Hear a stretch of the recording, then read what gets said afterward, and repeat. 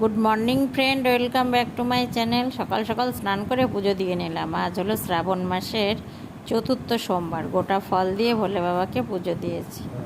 দেখো, ওর বাবা যখনই ওর পাশ দিয়ে আসবে যাবে উল্টে শীত হয়ে পড়বে, মানে আদর করে চুলকে দাও। ওর এখন এরকম গাছ উল্টে দিতে হবে, আদর করতে হবে, ওর ম্যাসাজ করে দিতে হবে, টিপে দেয় আবার ওর বাবা। কি হলো, হাসছে কেন? ঠান্ডা লাগলো না?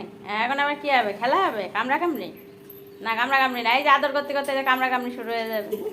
মেসেজ কেমন করে করে একটু দেখাই দাও, কেমন করে এবারে চলে এসেছি রান্নাঘরে রান্না করতে। পনিরের তরকারি হচ্ছে, এটা বিশেষ করে পুচুর জন্য, কারণ উনি নিরামিষ খেতেই চায় না। পনির হলে একটু খায়। ছিল পুঁই শাক দিয়ে একটা পাঁচমিশাল তরকারি, পনির আলুর তরকারি। এখনো সন্ধ্যা হয়নি, প্রায় সন্ধ্যা হওয়া হওয়া মুখে। একটু পরে হয়তো সন্ধ্যা লাগবে।